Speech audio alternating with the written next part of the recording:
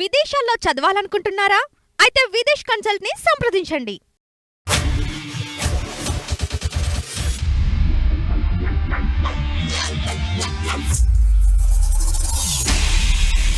Welcome to reality check. నేను మీ journalist Prashanth. ప్రస్తుతం ఆంధ్రప్రదేశ్లో ఒక వరదల విషయం పైన పెద్ద ఎత్తున ఇటు రాజకీయ పార్టీలో పెద్ద ఎత్తున చర్చ జరుగుతూ ఉంది. ఒకరిపైన ఒకరు విమర్శలు చేసుకుంటున్నారు. ఇదే నేపథ్యంలో ఒక అతను ఇక డిప్యూటీ సీఎం అదేవిధంగా హోమ్ మినిస్టర్ పైన కంప్లైంట్ చేశారు. ఇటు గవర్నర్కి అదేవిధంగా సీఎంకి. ఎందుకోసం కంప్లైంట్ చేశారు, కంప్లైంట్కు సంబంధించిన ఉద్దేశం ఏంటి, అసలు కంప్లైంట్లో ఏముంది? ఇక మనతో పాటు ఆ కంప్లైంట్ చేసిన వ్యక్తి మన స్టూడియోలో ఉన్నారు, సామాజిక కార్యకర్త బాలయ్య గారు.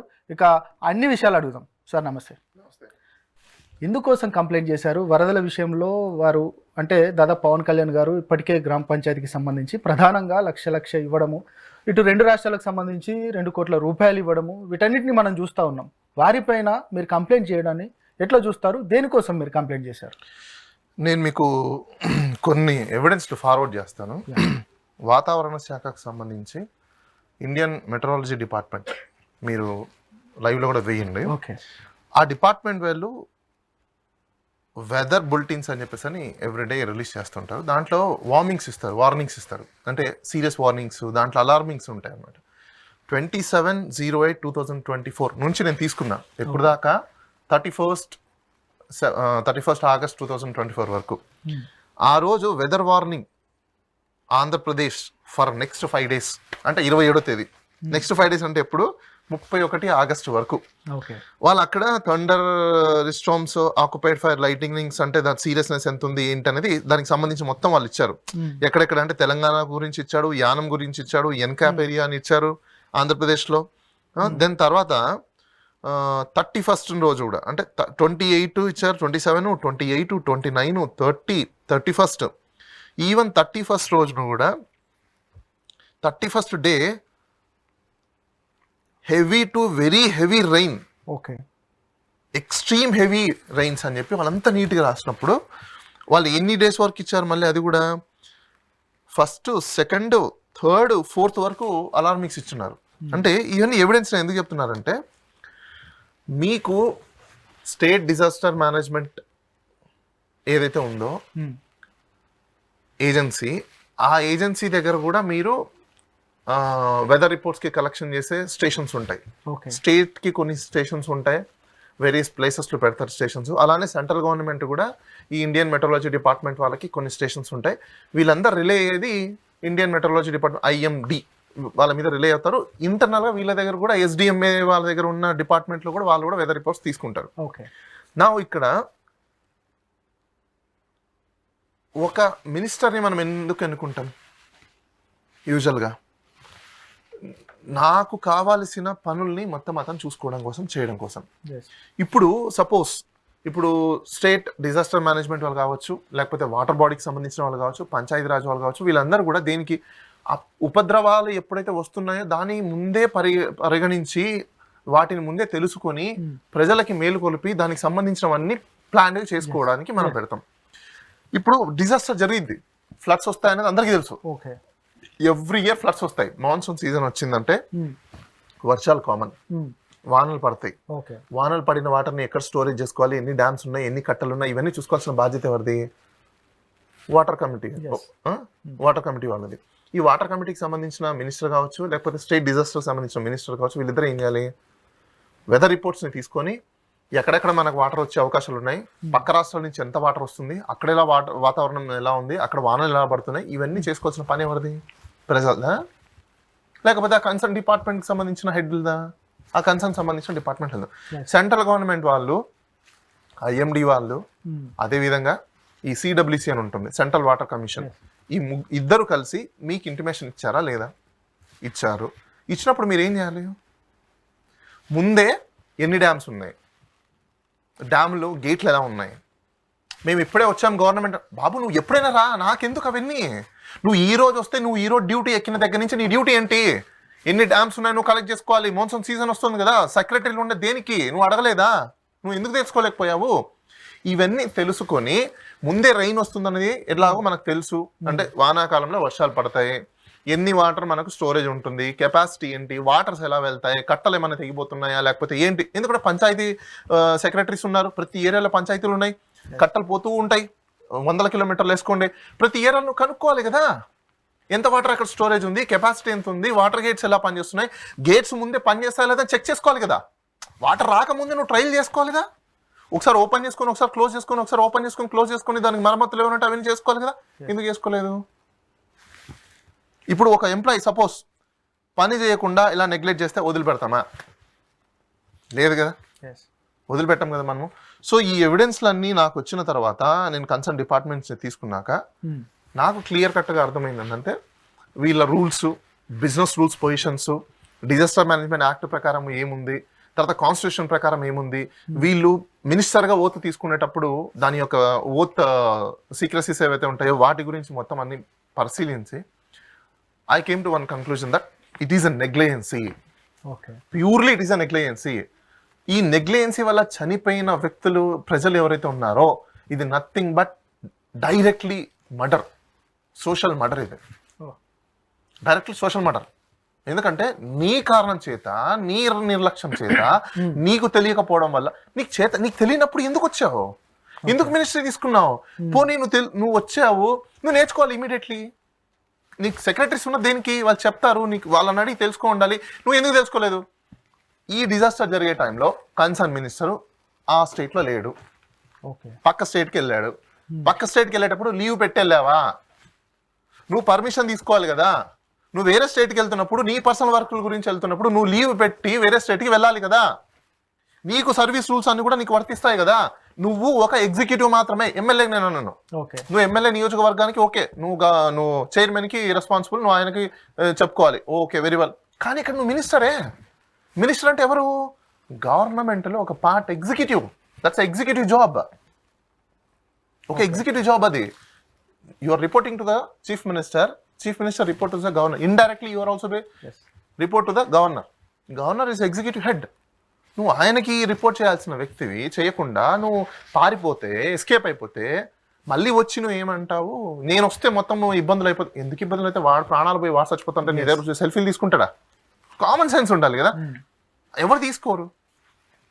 అవన్నీ ఆలోచించి నాకు ఇక్కడ క్లియర్ కట్గా అనిపించింది ఇట్ ఈస్ అ నెగ్లిజెన్సీ. అందుకే నేను గవర్నర్ గారికి కంప్లైంట్ రాశాను. Complaint against of Shri Konidela Pavan Kalyan, deputy chief minister, Panchayati Raj and rural development and rural water supply. ఇక్కడ బాగానండి, rural water supply, environment, forest science and technology, మొత్తం ఈ దగ్గర ఉన్నాయి.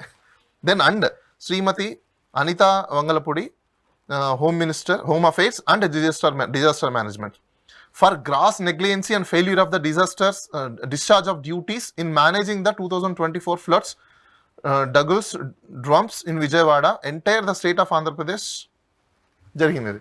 I request the removal from their office. Okay, ఆయన వాళ్ళని ఫస్ట్ ఇమీడియట్ గా office నుంచి రిమూవ్ చేయండి అని చెప్పేస్తాను. వాళ్ళు పనికిరారు మినిస్టర్, వేరే వాళ్ళని పెట్టారు. ఎమ్మెల్యే చాలా మంది ఉంటారు కదా, వాళ్ళ పార్టీలో ఉన్నారు, టీడీపీలో ఉన్నారు, బీజేపీలో ఉన్నారు. నేను మినిస్ట్రీ పదవి నుంచి ఇమీడియట్ గా వాళ్ళని తీసేయండి. వాళ్ళు ఎలిజిబుల్ కాదు, వాళ్ళకి అసలు రాదు, వాళ్ళకేం తెలీదు. ఇప్పుడు ఈ రోజు ఇంత నష్టం జరిగింది వాళ్ళనే, వాళ్ళ మీద ప్రాసిక్యూషన్ చేయండి, వాళ్ళ మీద ఎంక్వైరీ పెట్టండి, ఎంక్వైరీ చేయండి. ఎందుకు ఇంత నెగ్లిజెన్సీ జరిగింది?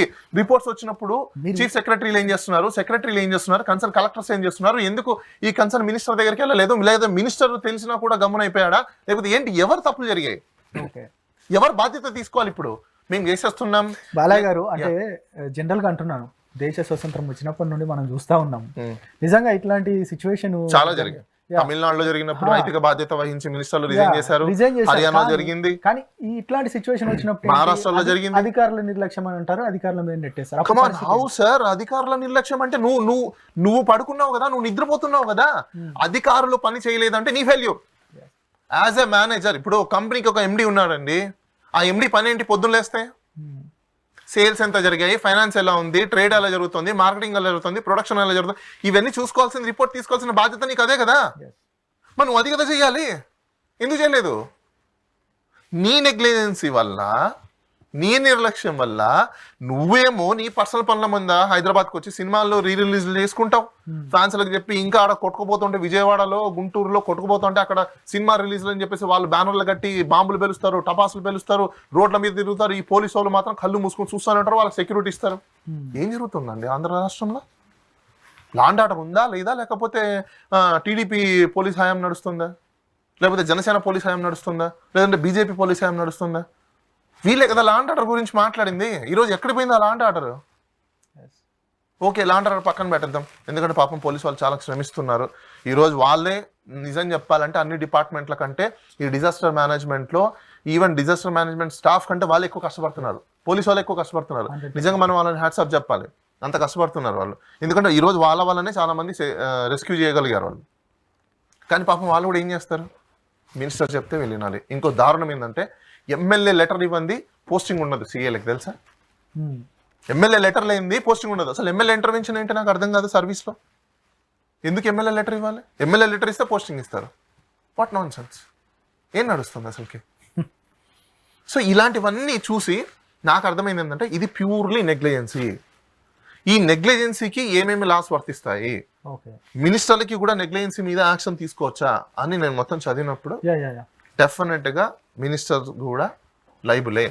చీఫ్ మినిస్టర్కి లెటర్ రాశాను, అలానే గవర్నర్ గారికి కూడా లెటర్ రాశాను. మరి గవర్నర్కి డైరెక్ట్గా పవర్ ఉందా అంటే డైరెక్టర్గా గవర్నర్ గారికి పవర్ ఉంది. ఎలానంటే గవర్నర్ గారికి ఫిర్యాదు వచ్చినప్పుడు, ఈ కంప్లైంట్ వచ్చినప్పుడు సీఎంకి రెఫర్ చేసి సీఎం దగ్గర నుంచి రిపోర్ట్ తెప్పించుకొని based on recommendation of the CM governor take an action. Governor action తీసుకొని తీసేయచ్చు. ఎందుకంటే ఇంత పెద్ద లాస్ ఎవరు భరించాలి? ఇప్పుడు ఎంతమంది చనిపోయారు, ఎంతమంది లాస్ అయింది? ఇంకా ప్రధానంగా వాళ్ళు చెప్తా ఉన్నారు, ఇక ప్రతిపక్షం మీద చెప్తా ఉన్నారు. అసలు ప్రతిపక్షం వాళ్ళేమో పూర్తిగా ఇది కృత్రిమ వరద అంటున్నారు, సృష్టించారు అని అంటున్నారు. అదొకటి. రెండవది ఏంటంటే ప్రతిపక్షము గేట్లు ఎత్తేయడం, అంటే పూర్తిగా అక్కడ మొన్న చూసాం బోటు ప్రమాదానికి సంబంధించిన సిచ్యువేషన్ ని, దాన్ని బూచిగా చూపిస్తున్నారు. దీన్ని ఎట్లా సార్? మీరు అన్నది చాలా కామెడీగా హాస్యాస్పదంగా ఉంది. ఏంటంటే బోట్లు ప్రతిపక్షంలో ఉన్న జగన్మోహన్ రెడ్డి దేవుడి దగ్గరికి పైకి వెళ్ళి, వరుణ దేవుడికి వెళ్ళి అక్కడికి వెళ్ళి, దేవుడా నువ్వు మా ఆంధ్ర రాష్ట్రానికి పక్కన ఉన్న రాష్ట్రాలకి ఇంత వర్షాన్ని ఇవ్వు, నేను పలానా చోట్ల బోట్లను కట్టి పెట్టేస్తాను, ఆ కట్టి పెట్టేసిన బోట్లు నీ వరద ఎక్కువ రావడం వల్ల మా వాళ్ళు ఎవరో ఒకరు వెళ్ళి విప్పేస్తారు, అవి డైరెక్ట్ గా వచ్చి గేట్ నెంబర్ 71, గేట్ నెంబర్ 69 అక్కడికి వెళ్ళి ఢీకొంటాయి, అవి డ్యామేజ్ అయిపోతాయి అని చెప్పేసి అవన్నీ కాంట్రాక్ట్ తీసుకొని వచ్చాడా జగన్మోహన్ రెడ్డి? నాకు అర్థం కాల. ఎలా అసలు దాన్ని పెద్ద బూచిలా చూపిస్తారండి? వాటర్ పెరిగిపోయాక బోట్లన్నీ అక్కడ కట్టేసి ఉంటారు. ఏం వీళ్ళకి తెలియదా? కళ్ళేమన్నా దొబ్బాయి ఒక్కొక్కరికి. కృష్ణా ఇప్పుడు మీకు కృష్ణా రివర్లో ప్రకాశం బ్యారేజ్లో గుడి దగ్గర నుంచి పక్కన బోట్లన్నీ కట్టేసి ఉంటారు అక్కడ. రోజు చూస్తూ ఉంటారుగా. ఏం మీకు ఆ మాత్రం కామన్ సెన్స్ లేదా? Even I'm asking the question to the media also. మీకు కనిపిస్తాయి కదా, బోట్ వేసుకుని అటువైపు వెళ్తారు కదా లంక ప్రాంతానికి, అది కట్టేసినప్పుడు వాటర్ ఫ్లో ఎక్కువైపోయినప్పుడు నువ్వు కింద కట్టేసి ఉంటావు, ఆ తాడు ఊడిపోయిద్ది. నువ్వు ప్రాణాలు పట్టించుకొని పరిగెత్తుపోతారా, లేకపోతే బోటు కట్టేసాను లేదా చూసుకుని వస్తారా? ఏం కామన్ సెన్స్ మాట్లాడుతున్నారు అసలుకి? ఇప్పుడు దాని మీద పోలీసు వాళ్ళు ఇన్వెస్టిగేషన్ అంట. హాస్యాస్పదం అసలు నిజం చెప్పాలంటే. నాకు అదే అర్థం కాలేదు. కొంపతీసి జగన్మోహన్ రెడ్డి గారు ఇట్లాంటి కాంట్రాక్ట్ ఏమైనా తీసుకొస్తే నేనైతే రిక్వెస్ట్ చేస్తున్నా, జగన్మోహన్ రెడ్డి గారు దయచేసి కొన్ని రాష్ట్రాలలో వర్షాలు పడట్లేదు, ఆ ఏరియాలకు కూడా మీరు దేవుడికి చెప్పి వర్షాలను వేయించండి. అంటే మీరు అన్నారు గవర్నర్ కి విచక్షణ అధికారాలు ఉన్నాయి. ఎట్లా అంటే ఒకవేళ చర్యలు తీసుకుంటే ఎట్లాంటి చర్యలు? రిమూవల్ అండి, రిమూవల్ ఆఫీస్ నుంచి రిమూవల్ చేయొచ్చు, దెన్ వాళ్ళ మీద ప్రాసిక్యూషన్ ఇనిషియేషన్ చేయొచ్చు. ఓకే. సో ఇప్పుడు చాలా మంది జనాలు చనిపోయారు, చనిపోయిన దానికి వీళ్ళు బాధ్యతలు వహించాలి కాబట్టి కంపల్సరీగా వాళ్ళ మీద ప్రాసిక్యూషన్ చేయొచ్చు. క్రైమ్ కట్టి వాళ్ళ మీద ఇన్వెస్టిగేషన్ చేసి డెఫినెట్గా వాళ్ళని బాధ్యుల్ని చేసి వాళ్ళని పనిష్ చేయొచ్చు. ఎట్లా ఉండబోతుంది మీ ఫైట్? ఎట్లా ఉండబోతుంది? నేను డెఫినెట్గా, ఎందుకంటే ఇప్పటికిప్పుడు నేను గవర్నర్ గారు అపాయింట్మెంట్ కూడా అడిగి ఉన్నాను. మోస్ట్లీ నాకు ఇవాళ అవ్వాల్సి ఉంది కానీ ఇవ్వలేదు. ఇవాళ కానీ లేకపోతే రేపే నాకు ఇంటిమేషన్ వస్తుందేమో చూడాలి, లేదంటే మళ్ళీ ఒకసారి పర్సూ చేయాల్సి ఉంటుంది. గవర్నర్ గారిని కలిసి ఈ ఎవిడెన్స్లు ఇవి మొత్తం దీనికి సంబంధించినవన్నీ ఆయనకి ప్రొడ్యూస్ చేసి ఏ విధంగా నెగ్లిజెన్సీ జరిగింది, ఫెయిల్యూర్ ఏ విధంగా జరిగింది, వీళ్ళ నెగ్లిజెన్సీస్ ఎలా జరిగింది, స్టెప్ బై స్టెప్ నేను నా కంప్లైంట్లో మీకు పంపించున్నాను. మీరు అక్కడ డిస్ప్లే కూడా వేయండి కావాలంటే. అసలు గ్రౌండ్స్ ఏంటి, నేను ఎంత నీట్గా కంప్లైంట్ రాశానంటే ఇంట్రొడక్షన్స్ రాశాను, వాళ్ళ ఫెయిల్యూర్స్ ఏంటి, ఫెయిల్యూర్ ఆఫ్ ఏ విధంగా ఫెయిల్యూర్ అయ్యారు అనేది రాశాను, దెన్ వీళ్ళకి కంప్లైంట్ రాయడానికి బ్యాక్గ్రౌండ్ రాశాను, గ్రౌండ్స్ ఫర్ కంప్లైంట్ రాశాను, తర్వాత నెగ్లిజెన్సీ వీళ్ళు ఏ విధంగా నెగ్లెక్ట్ చేశారు, క్రిటికల్ ఇన్ఫ్రాస్ట్రక్చర్ ఏ విధంగా మెయింటైన్ చేయలేదు, adequate relief and rehabilitation efforts ఎందుకు పెట్టలేదు, ఇన్అడిక్వేట్ రెస్పాన్స్ ఏ విధంగా ఉంది, ల్యాక్ ఆఫ్ ఎఫెక్టివ్ కమ్యూనికేషన్స్, అంటే ఇదే కమ్యూనికేషన్స్ ఇన్ ద సెన్స్ వీళ్ళు ఇంకో డిపార్ట్మెంట్ నుంచి ఇంకో డిపార్ట్మెంట్కి కమ్యూనికేషన్స్ లేకుండా పోవడము, అసలు వైలేషన్స్ ఏమేమి వైలేషన్స్ చేశారు వీళ్ళు, ఫండమెంటల్ రైట్స్ని వైలేషన్ చేశారు, నెగ్లిజెన్సీ డ్యూటీస్ చేశారు, తర్వాత మన డిజాస్టర్ మేనేజ్మెంట్ యాక్ట్ని వైలేషన్ చేశారు, దెన్ తర్వాత పబ్లిక్ ప్రాపర్టీస్ ఏమేమి డ్యామేజ్ అయిపోయాయి, ప్రాపర్టీ డ్యామేజ్ అయింది, ఇన్ఫ్రాస్ట్రక్చర్ డ్యామేజ్ అయింది, ఎకనామిక్ డిస్టర్బెన్స్ జరిగింది, హెల్త్ రిస్క్లు వస్తున్నాయి, డిస్ప్లేస్మెంట్స్ ఆఫ్ పీపుల్ అయిపోయారు, ఎన్విరాన్మెంట్ ఇంపాక్ట్ అయిపోయింది, లాస్ ఆఫ్ అగ్రికల్చర్ ప్రొడ్యూసర్స్ అయిపోయింది, గవర్నమెంట్ రిలీఫ్ ఎఫర్ట్స్ సరిగ్గా లేవు, ఫిజికల్ ఎఫర్ట్స్ అయిపోయి. నేను ఆయనకి రిక్వెస్ట్ చేసిందంటే గవర్నర్ గారికి రికమెండ్ ఫర్ రిమూవల్, ఇమీడియట్లీ వాళ్ళని రిమూవ్ చేయమని చెప్పేసి రికమెండ్ చేయండి. Ensuring to accountability with the state government and serve the miss management of the disaster management, prevent further occurrence. మన గౌరవనీయులైన డిప్యూటీ చీఫ్ మినిస్టర్ గారు, మీరు మాట్లాడే ప్రతి స్టేజ్లో అకౌంటబిలిటీ, నా రిక్వెస్ట్లో ఎన్ష్యూర్ అకౌంటబిలిటీ అని పెట్టానండి. అకౌంటబిలిటీ ఎవరు తీసుకుంటారు, ఆయన బల్ల గుద్ది అంటాడు కదా, ఎస్, ఎవరు అకౌంటబిలిటీ అనేసి I'm asking honourable deputy chief minister Pavan Kalyan garu, దీనికి అకౌంటబిలిటీ మీరు తీసుకుంటారా తీసుకోరా? మీరు మాట్లాడే ప్రతి మాట నేను ప్రశ్నించడానికే వచ్చాను అని మీరు అంటారు కదా, డెఫినెట్గా మీరు ప్రశ్నించారు, గెలిచారు. ఈ రోజు మిమ్మల్ని కూడా ప్రశ్నించే వాళ్ళు ప్రతి ఒక్కరు వస్తున్నారు. సమాధానం మీరు చెప్తారా చెప్పరా? అకౌంటబిలిటీ తీసుకుంటారా తీసుకోరా? ఈ లెటర్ గవర్నర్ గారికి వెళ్ళింది, చీఫ్ మినిస్టర్కి వెళ్ళింది, ఖచ్చితంగా మీ ప్రిన్సిపల్ సెక్రటరీకి వచ్చి ఉంటుంది, మీ సెక్రటరీలకు వచ్చి ఉంటుంది, మీ దగ్గరకు కూడా వచ్చి ఉంటుంది. ఈ రోజుతో ఇక్కడతో అయిపోయిందని మాత్రం అనుకోవద్దండి. ఖచ్చితంగా చీఫ్ మినిస్టర్ గారికి లెటర్ ఇచ్చాము, గవర్నర్ గారికి కూడా లెటర్ ఇచ్చాము, పిఎంకి కూడా ఈమెయిల్లో పంపించడం జరిగింది, తర్వాత ప్రైమ్ మినిస్టర్ కూడా పంపించడం జరిగింది. కోర్టులో కూడా దీని మీద రెస్పాన్స్కి ఖచ్చితంగా పిఐఎల్ ఫైల్ అయితే అయింది ఫ్యూచర్లో, నో డౌట్. ఎందుకంటే గవర్నర్ గారు రెస్పాన్స్ ఇవ్వకపోయినా చీఫ్ మినిస్టర్ దీనికి రెస్పాన్సిబిలిటీ కాబట్టి ఆయనకు పెట్టిన రిప్రజెంటేషన్ మీద ఆయన డీటెయిల్ రిపోర్ట్ ఖచ్చితంగా కోర్టుకు సమర్పించాల్సిన అవసరం వస్తుంది. నేను సమర్పించను అని చెప్పే పారిపోయే దాక్కునే అంత సినిమా లేదు. ఎందుకంటే ఆయనకు లీగల్ గురించి బాగా తెలుసు కాబట్టి చంద్రబాబు నాయుడు గారికి ఖచ్చితంగా ఆయన రెస్పాన్స్ అవుతాడు, మీ మీద యాక్షన్ తీసుకుంటారని నేను భావిస్తున్నాను. రైట్ సరిక, ఇప్పుడే అంటే పిఎంకి కూడా మేము కంప్లైంట్ చేస్తున్నాం అని అన్నారు కదా, కేంద్ర సహాయ సహకారాలు ఈ వరదలకు సంబంధించి ఎట్లా ఉన్నాయంటే మీరు ఏం చెప్తారు? ఈ డిజాస్టర్స్ జరగడము, ఫ్లడ్స్ రావడము, నన్ను అడిగితే ఏ గవర్నమెంట్ ఉంటే ఆ గవర్నమెంట్కి ఒక మంచి లడ్డు లాంటిది, మంచి లడ్డు లాంటిది. నేను ఒక గవర్నమెంట్ అనట్లేదు, ఏ గవర్నమెంట్ ఉన్నా కూడా, ఏ గవర్నమెంట్ ఉన్నా ఆ గవర్నమెంట్ ఉన్న డిపార్ట్మెంట్లో ఉన్న వాళ్ళకి, మినిస్టర్లకి, ఆ గవర్నమెంట్కి లడ్డు లాంటిది. లడ్డు కావాలని అయినా అంటే టింగ్ టింగ్ టింగ్ అని వస్తాయి చూసారా, వీళ్ళు కోరుకుంటూ ఉంటారు అనమాట. ఎప్పుడెప్పుడు ఇలాంటివి జరిగితే ఇవి ప్రూఫ్లు లేకుండా, బిల్స్ని లేకుండా అమౌంట్స్ స్పెండ్ చేయొచ్చు. డిజాస్టర్ మేనేజ్మెంట్లో ఉన్న ఫెసిలిటీ అది. వీళ్ళు ఆడిట్ చేయాల్సిన నెసెసిటీ, ఎందుకంటే అమౌంట్ స్పెండ్ అయిపోతుంది. ఫుడ్ కానీ మినిమం నెసెసిటీస్ ఉంటాయి చూసారా, కోట్ల రూపాయలు వెళ్ళిపోతాయి. 10 మందికి పులిహోర ప్యాకెట్లు పెడితే 1000 మంది పెట్టమని రాసుకుంటారు. ఎవరు దాన్ని లెక్క చెప్తారు, ఎవరు అకౌంటబిలిటీ చూస్తారు, ఎవరు ఆడిట్ చేస్తారు? ఇప్పుడు అలా ఎక్కడి నుంచి పట్టుకొస్తారు? ఆడిట్ చేసే టైంకి ఇంతమందికి ఇచ్చారనేది గ్యారంటీ ఏంటి? సో 6,000 కోట్ల రూపాయలు కావాలని చెప్పేసి సెంట్రల్ గవర్నమెంట్ చెప్పింది. 6,000 కోట్ల రూపాయలు మీరు ఏం చేస్తారని చెప్పేసి 6,000 కోట్ల రూపాయలు ఇన్ఫ్రాస్ట్రక్చర్ డ్యామేజో లేకపోతే ఇంకోటి, అది రీహాబిలేషన్కి చూపించారు వీళ్ళు. ఈ డబ్బులన్నీ ఖర్చు పెట్టేసామని చెప్తారు. ఎక్కడ ఖర్చు పెట్టారంటే పుష్పటక్ గాల్లో లెక్కలు అంతే. అందరు ఎవరో జోబులలో వెళ్ళిపోతాయి. కాంట్రాక్ట్లు ఈ మట్టి పూసాం, ఆ మట్టి పూసాం, ఏ కావాలో తీసాం, అలా డ్రైనేజ్ చేసాం, అవి ఎక్కడ చూపించగలుగుతారు?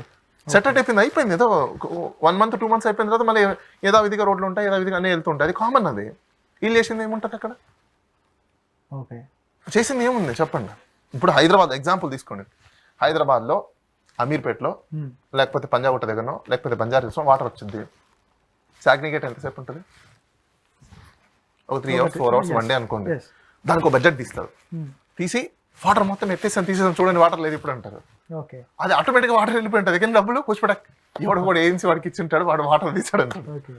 ఇది డిజాస్టర్స్ అనేది ప్రతి గవర్నమెంట్లో, సెంట్రల్ గవర్నమెంట్ కావచ్చు, స్టేట్ గవర్నమెంట్ కావచ్చు, ప్రజలకి చూపించడానికి మాత్రమే మేము సహాయక చర్యల కోసం ఫండ్ పెట్టామని అంటారు తప్ప వాస్తవానికి అది ప్రజలకు అందదు.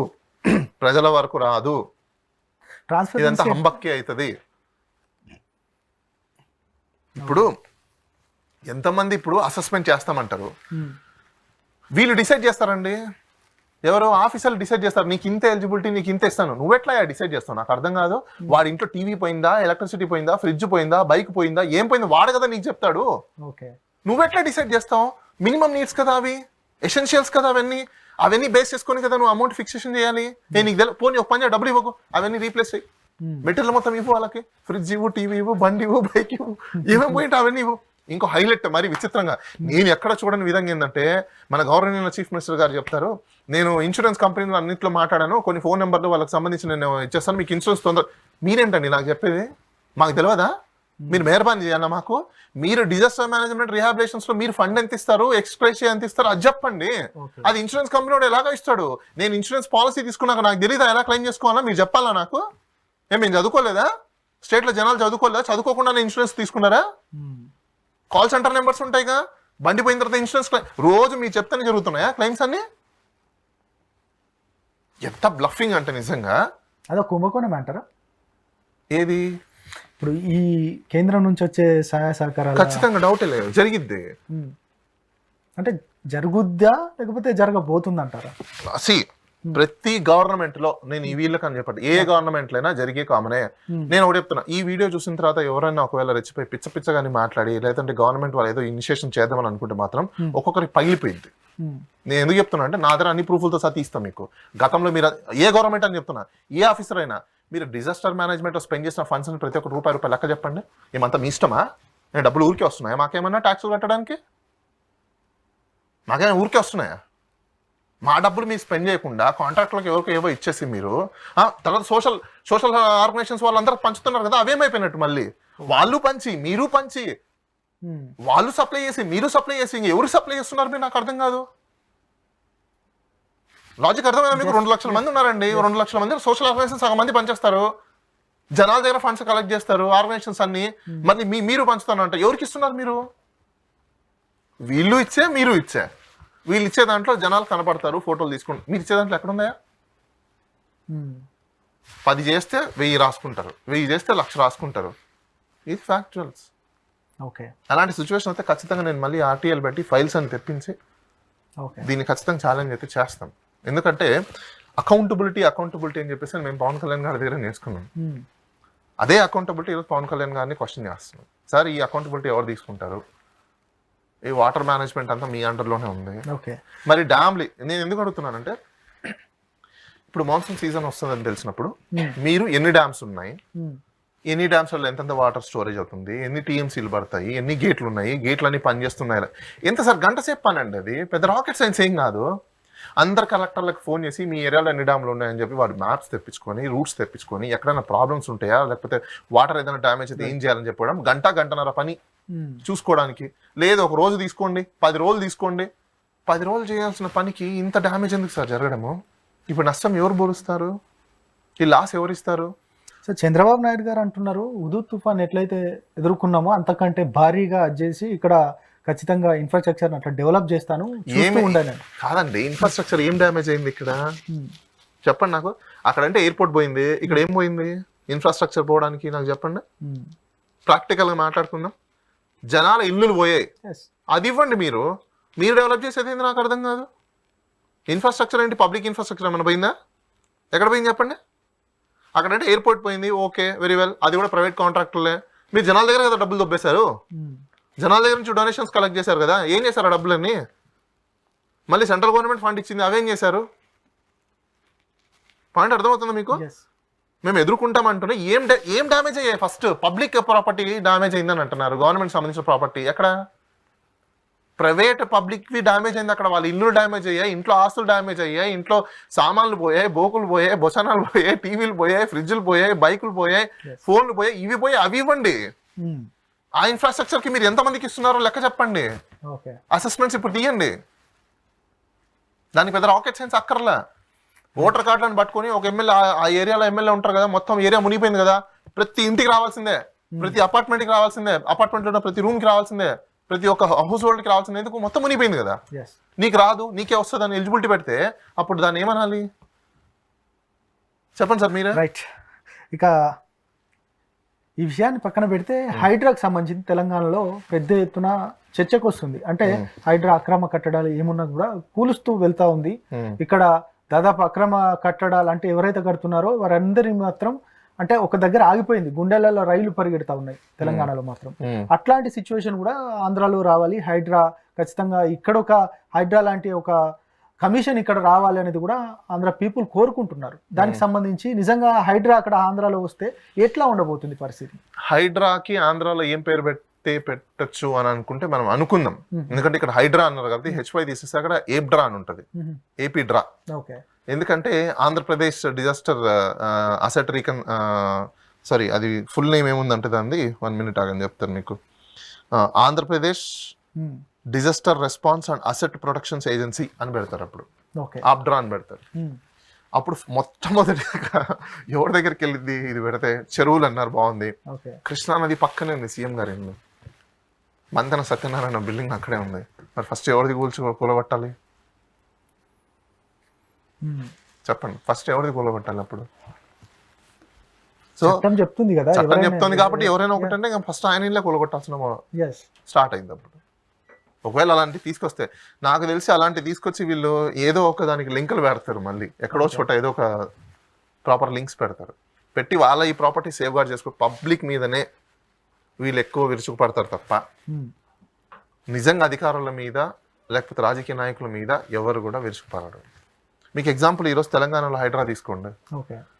నేను ఇవాళే మార్నింగ్ మన మాదాపూర్లో ఉన్న నిన్న కూల్చేశారు కదా, అక్కడికి వెళ్ళేసి వచ్చేసాను. కోర్టు ఆర్డర్ ఉన్నా కూడా అక్కడికి వచ్చిన పోలీస్ అధికారులు చింపి మొహాన్ వేసేసారంట. స్టే ఆర్డర్ ఉన్నా కూడా ఇంకా స్టే ఆర్డర్కి ఇంకొక 1 week ఏమో టైం ఉందంట. అంటే ఎంత నిర్లక్ష్యంగా ఎంత డిజోబీడియంట్గా కోర్టు ఆర్డర్ని కూడా బేకరాజ్ చేసి వీళ్ళు కూలగొడుతున్నట్టు. అక్కడ హాస్యాస్పదం ఏంటంటే మీకు దీనికి సంబంధించిన పోలీస్ కమిషనర్ అయిన రంగనాథ్ కూడా పేపర్ స్టేట్మెంట్ ఏమో ఇచ్చినట్టున్నారు, మీడియాకు కూడా చెప్పినట్టున్నారు. ఆల్రెడీ డెవలప్డ్ అయిపోయిన కన్స్ట్రక్షన్స్ అయిపోయిన వాటికి మాత్రం మేము టచ్ చేయం, ఆక్యుపై అయిన వాటికి మాత్రం మేము టచ్ చేయం, కానీ ఆక్యుపై అవన్నీ కన్స్ట్రక్షన్ జరిగిన మాత్రం మేము కూలగొడుతున్నాం. సార్ మీ ఆబ్జెక్ట్ ఆఫ్ జీవోలో మీరు ప్రొటెక్షన్ అన్నప్పుడు ఈ ప్రాపర్టీ ఉంటేనే డ్యామేజ్ జరిగిద్ది, ఈ ప్రాపర్టీ ఉంటే డ్యామేజ్ జరగదు అనేది రూల్ ఏమన్నా ఎక్కడైనా రాశారా? ఓకే, అక్కడే అట్లాంటి రూల్స్ ఏం లేవు కదా. ఒక బిల్డింగ్ కూలగొట్టావు, అది అండర్ పర్వ్యూలోకి వచ్చిందంటే దీన్ని కూడా కూలగొట్టాలి కదా. 100%. మరి ఎందుకు కూలగొట్టలేదు? చిన్న చిన్న వాళ్ళకైతే పాపం వాళ్ళ మెటీరియల్ ఉన్న ప్లేసెస్ లో నేను మీకు కొన్ని ఫోటోస్ జూమ్ ఇన్ చేసి వీడియోస్ చూసాను. లోపలనే 4 కోట్ల రూపాయల ఎక్విప్మెంట్స్ తీసుకోవడానికి కూడా టైం ఇవ్వట్లేదు అనేది కరెక్ట్ ఉన్నారు బాధితులు. అవును, చాలా. నేను మీకు కొన్ని ఫోటోస్ చూపిస్తాను, వీలైతే మీరు కొన్ని జూమ్ ఇన్ చేయండి. ఒక ప్లేస్ లో రైట్, అంటే హైడ్రాకి సంబంధించి ఇది కొంచెం జూమ్ ఇన్ చేస్తే మీకు ఈజీ కనిపించింది. ఓకే చూడండి, ఇది పైపులు ఉన్నాయి, పాపం మెటీరియల్ మొత్తం లోపల ఉంది. పోనీ కూలగొట్టే వాళ్ళు మొత్తం ఏమైనా కూలబెట్టారా? మొత్తం ధ్వంసం చేశారా? లేదు, సగం కొట్టేశారు, సగం వదిలేదు. ఎందుకు సగం కొట్టారు, సగం ఎందుకు వదిలేశారు? నా క్వశ్చన్ అది. ఎవరైతే ఈ రెస్క్యూ ఈ టీం వెళ్ళిందో, డిమాలిషన్ టీం ఏదైతే వెళ్ళిందో, ఈ టీం నేను స్ట్రైట్ క్వశ్చన్ అడుగుతున్నా. మీరు కూలగొట్టారు, బాగుంది, ఎస్, మీ రైట్ని ఏదైతే ఉందో, మీ రెస్పాన్సిబిలిటీ ఏదైతే ఉందో, మీ డ్యూటీస్ ఏదైతే ఉందో డిశ్చార్జ్ చేశారు. మళ్ళీ ఫుల్లీ ఎందుకు డిశ్చార్జ్ చేయలేదు? దీని మీద యాక్షన్ ఏమైనా తీసుకుంటారా? సగం పని చేసినందుకు. అలాంటప్పుడు మొత్తం కూలగొట్టాలి కదా, ఎందుకు మొత్తం కూలగొట్టలేదు? ఎందుకు సగమే కూలగొట్టారు? ఓకే, అది పక్కన పెడదాం. దీని పక్కన బిల్డింగ్ ఒకటి, బిల్డింగ్ కూడా సగమే కూలగొట్టారు. ఇప్పుడు ఆ డంపింగ్ మొత్తం ఎవరు తీయాలి కూలగొట్టేసినప్పుడు? ఓకే, మీకు ఇంకోటి చూపిస్తాను చూడండి. రైట్, ఇంకా చాలా వీడియోస్ వచ్చాయి దానిపైన ఖచ్చితంగా. ఇది చూడండి, పక్కన కూలగొట్టారు, పక్కన బిల్డింగ్ ఉంది, బిల్డింగ్ ని మాత్రం ఏం టచ్ చేయరు, దాని పక్కన మాత్రం కూలగొట్టేస్తున్నారు. అది కూడా ఆల్రెడీ ఆక్యుపైడ్ అయిన షాప్, ఇది ఒక రెస్టారెంట్ లాంటిది పాపం, అది కూడా ఆక్యుపేషన్ లో ఉన్నట్టేగా. దీనిపైన ఏమైనా మీరు అంటే ఖచ్చితంగా దీని మీద యాక్చువల్గా మేము కూడా చూస్తున్నాము, పిల్లలు ఒకటి ఫైల్ చేద్దామంటే. ఎందుకంటే ఇందులో చాలా ల్యాకునస్ ఉన్నాయి, నేను అది కూడా చెప్తాను చూడండి. ఆర్బిట్రరీ అండ్ క్యాప్రిషియస్ యాక్షన్స్ తీసుకోవడం అది ఎంత మాత్రము ఒప్పుకోదగ్గది కాదు. It cannot be acceptable before the court. And violation of doctrine legitimate expectations ఎవరికైనా ఉంటుంది. నువ్వు ఒకటి యాక్షన్ తీసుకుంటున్నప్పుడు నా ఎక్స్పెక్టేషన్స్ కొంచెం రీజనబుల్ టైం ఇవ్వాలి. ల్యాక్ ఆఫ్ డ్యూ ప్రాసెస్ అండి. First lack of due process అని ఎందుకు అంటున్నానంటే మీకు నేను ఇప్పుడు మీరు హైడ్రాని తీసుకొచ్చారు. ఈ హైడ్రాకి బ్యాక్గ్రౌండ్ ఏంటి? ఎన్ని సర్వేలు చేశారు, ఎన్ని చెరువుల్ని మీరు ఐడెంటిఫై చేశారు, చెరువుల యొక్క సర్వే చేసి దాని బౌండరీస్ అయినా ఫిక్సేషన్ చేశారా లేదా, ఆ బౌండరీస్ ఫిక్సేషన్ చేసి మార్కింగ్ చేశారా లేదా, మార్కింగ్ చేసిన తర్వాత వాళ్ళు నోటీస్ ఇచ్చారా లేదా, నోటీస్ ఇచ్చిన తర్వాత వాళ్ళకి ఎవరెవరైతే ఇలాంటి ఇల్లీగల్ కన్స్ట్రక్షన్స్ చేస్తున్నారో పర్మిషన్స్ ఇచ్చిన ఆ టైంలో ఉన్న ఆఫీసర్ల మీద మీరు ఎటువంటి యాక్షన్ తీసుకున్నారు? ఇప్పుడు ఆ టైంలో వీళ్ళు పూర్తి పర్మిషన్స్ తీసుకుని కన్స్ట్రక్షన్ చేశారు కదా, జిహెచ్ఎంసీ పర్మిషన్ ఎందుకు ఇచ్చారు? ఆఫీసర్ ఎందుకు ఇంతవరకు యాక్షన్ తీసుకోలేదు? ఎందుకు మీరు ట్యాక్సులు కలెక్ట్ చేశారు? ట్యాక్సులు మొత్తం ఎందుకు రీఫండ్ చేయలేదు? పాయింట్ అర్థమైందా మీకు? డ్యూ ప్రాసెస్ ఫాలో అవ్వకుండా నెగ్లిజెన్సీగా ఆర్బిటరీగా మూవ్ అయిపోవడము ఖచ్చితంగా ఇది కోర్టులో దీన్ని ఛాలెంజ్ చేస్తే మాత్రం ఎంటైర్ జీవో అంతా సైడ్ అయిపోయింది, స్టాప్ అయిపోయింది. దేనికైనా కూడా ట్రిబుల్ ఈ అనేది ఒకటి ఉంటుందండి. ఫస్ట్ ఈ ఏంటంటే ఇంజనీరింగ్. అంటే ఒక జీవో కానీ ఒక యాక్ట్ కానీ ఒక పాలసీ కానీ చేయాలంటే ఫస్ట్ ఇంజనీరింగ్ చేయాలి. ఇంజనీరింగ్ అంటే టెక్నాలజీ ఇంజనీరింగ్ కాదు. ఇంజనీరింగ్ అంటే దానికి సంబంధించినవి మొత్తం అంతా ఇన్ఫర్మేషన్ని గ్యాదర్ చేయడం అనమాట, ఒక జర్నల్ని తయారు చేయడం. ఇంజనీరింగ్ అయిపోయిన తర్వాత నెక్స్ట్ ఎడ్యుకేషన్ ఉంటుంది, ఎనాక్ట్మెంట్ అండ్ ఎడ్యుకేషన్ ఉంటుంది. ఎనాక్ట్ చేసిన తర్వాత ఒక యాక్ట్ని తయారు చేసిన తర్వాత లేకపోతే జీవోని తయారు చేసిన తర్వాత అది పబ్లిక్ మీద ఎన్ఫోర్స్ చేయాలి కదా మీరు. అప్పుడు మీరు ఏం చేయాలి? ఎడ్యుకేట్ కూడా చేయాలి. ఎనాక్ట్ చేసి ఎడ్యుకేట్ చేయాలి ఫస్ట్. ఇగో పలానా జీవో వచ్చింది, ఈ పలానా జీవో వల్ల ఇలా ఇంప్లిమెంటేషన్ చేయాల్సి ఉంటుంది, దీనివల్ల ఇలాంటి చర్యలు మేము తీసుకుంటామని ఎడ్యుకేట్ చేసి లాస్ట్ దట్ ఈస్ ఎన్ఫోర్స్మెంట్. అప్పుడు ఎన్ఫోర్స్ చేయాలి మీరు, అంటే వాళ్ళ మీద దాన్ని ఎఫెక్ట్ చేయాలి. మీరు ఇవన్నీ ఈ ప్రాసెస్ని ఫాలో అవ్వకుండా ఇప్పుడున్న ఏ చట్టాలు కానీ ఏ రూల్స్ కానీ ఏ జీవోలు కానీ ఈ ప్రిన్సిపల్స్ని ఎవరు మెయింటైన్ చేయట్లేదు, ఎవరు ఫాలో అవ్వట్లేదు. అసలు ఆఫీసర్లకు తెలిస్తే కదా ఈ ప్రిన్సిపల్స్ అన్నీ. ఇలాంటి ప్రిన్సిపల్స్ ఫాలో అవ్వాలి, ప్రిన్సిపల్స్ ఆఫ్ న్యాచురల్ జస్టిస్ అనేది ఒకటి ఉంటుంది, దాని మినిమం మనం ఫాలో అవ్వాలని ఎవరికి తెలుసు చెప్పండి? నేను మీకు ఒక ఇన్సిడెంట్ చెప్తాను. మొన్న ఎలక్షన్స్ జరిగిన సందర్భంలో నేను ఒక రిటర్నింగ్ ఆఫీసర్ దగ్గరికి వెళ్తే అక్కడ ఒక అబ్జర్వర్ వచ్చాడు. రిటర్నింగ్ ఆఫీసర్ ఐఏఎస్ ఆఫీసర్ ఉంటాడు, బేసిక్గా సబ్ కలెక్టర్ రేంజ్లో ఉంటాడు. ఆ ఐఏఎస్ ఆఫీసర్కి ఈ ఇన్ఛార్జ్ ఎవరైతే వచ్చారో ఇన్ఛార్జ్ అయినా మేము క్వశ్చన్ చేసామన్నమాట. అదేంటంటే మీరు principles of natural justice maintain చేయకుండా మీరు ఇష్టం వచ్చినట్టు డాక్యుమెంట్ లేదు నేను తీసేస్తాను అంటారు అని చెప్పేసానంటే అప్పుడు ఆయన ఇన్ఛార్జ్ వచ్చి no you have to maintain principles of natural justice, that is utmost respectful ఇది అని చెప్పేసి చెప్పాడు ఆయన. ప్రిన్సిపల్స్ ఆఫ్ డాక్టరీన్ అని చెప్పాడు ఆయన. అంటే ఈ ఐఏఎస్ ఏం చేస్తున్నట్టు అప్పుడు తెలియదు. అసలు principles of natural justice maintain చేయాలనే విషయం ఆయనకు తెలియదు. అంటే సాహస సిద్ధమైన ఒక జస్టిస్ చేయడానికి నువ్వు ఒక ఆపర్చునిటీ ఇవ్వాలి ఎవరికైనా కూడా. That's a natural justice. అలాంటి ఆఫీసర్స్ అందరూ మనకు ఉన్నారు. ఏమని అంటే ప్రతి ఒక్క నేను కూడా అన్నానండి. నేను కూడా 2011లో ప్రిలిమ్స్ రాశాను, ప్రిలిమ్స్ క్వాలిఫై. మెయిన్స్కి వెళ్దాం అనుకున్నప్పుడు మై పర్సనల్ ఇష్యూస్ అప్పుడు నాకు ఎందుకో ఇంట్రెస్ట్ లేదు, తర్వాత నేను వెళ్ళలేదు, డ్రాప్ అవుట్. నేను కూడా చదువుకున్నా, నేను కూడా ఎగ్జామ్స్కి వెళ్ళా, ఎగ్జామ్స్ క్లియర్ రాశా ప్రిలిమ్స్ 2011లో. ఇప్పుడు ఆ టైంలో నేను క్లియర్ చేసేస్తుంటే ఈ టైంకి నేను కూడా కమిషనర్లో వెళ్ళను, ప్రిన్సిపల్ సెక్రటరీ దగ్గరలో ఉండేవాడిని. కానీ ఎందుకంటే అవన్నీ చదువుకున్న తర్వాత మనకు ఒక అవగాహన రావాలి, మినిమం బేసిక్ సెన్స్ మనకు అప్లై అవ్వాలి, లాజిక్ మైండ్ రావాలి. పెద్ద రాకెట్ సైన్స్ అక్కర్లేదు, కామన్ సెన్స్ వస్తే చాలు మనకు. ఇక ఫైనల్ గా చెప్పండి, ఈ వరదల ఇష్యూ అదే విధంగా మీరు చేసిన కంప్లైంట్ కి సంబంధించి ఫర్దర్ గా ఎట్లా ఉండబోతుంది మీ ఫైట్? ఖచ్చితంగా దీన్ని లీగల్ బ్యాటిల్ అయితే చేస్తాం మేము. కోర్టులో అయితే దీన్ని ఛాలెంజ్ చేస్తాము. ఖచ్చితంగా వాళ్ళ మీద యాక్షన్ అయితే తీసుకోవాల్సిందే. అకౌంటబిలిటీ ఎవరు తీసుకుంటారు అనేది ఖచ్చితంగా కోర్టులో అయితే వస్తుంది. ఆ రోజు కోర్టులో మాత్రం ఆన్సర్ చేయాల్సి ఉంటుంది. ఆఫీసర్ల మీద వేస్తాము, ఆఫీసర్ల మీద నెట్టుతామంటే ఒప్పుకుండే సమస్య లేదు. ఆఫీసర్లదే, మినిస్టర్దే. మీ అకౌంటబిలిటీ ఏంటి? ఆఫీసర్లు తప్పు చేశారు, ఓకే, మీరు వాళ్ళని పనిష్ చేయండి, మేము కాదండి. మీరు తప్పు చేసిన దానికి అకౌంటబిలిటీ ఎవరు తీసుకుంటారు? చీఫ్ మినిస్టర్ తీసుకుంటారా, డిప్యూటీ చీఫ్ మినిస్టర్ తీసుకుంటారా, డిజాస్టర్ మేనేజ్మెంట్కి సంబంధించిన హోమ్ అఫేర్ మినిస్టర్ తీసుకుంటారా? ఎవరు తీసుకుంటారు? ఓకే, ఎవరో ఒకరైతే ఖచ్చితంగా తీసుకోవాల్సిందే. రైట్ సార్ బాలయ్య గారు, థ్యాంక్ యూ వెరీ మచ్. ఇది చూశారు కదా, మొత్తానికైతే నైతిక బాధ్యత ఖచ్చితంగా డిప్యూటీ సీఎం పవన్ కళ్యాణ్ గారు, అదేవిధంగా అనిత గారు ఖచ్చితంగా నైతిక బాధ్యత తీసుకొని వారు రాజీనామా చేయాలంటున్నారు. వారు రాజీనామా చేసేదాకా కూడా మేము పట్టు వదలని విక్రమార్కులు లేక పోరాడుతూనే ఉంటానంటున్నారు. ఇది ఈరోజు ఇంటర్వ్యూ. మరో ఇంటర్వ్యూతో మళ్ళీ కలుద్దాం. నేను మీ ప్రశాంత్.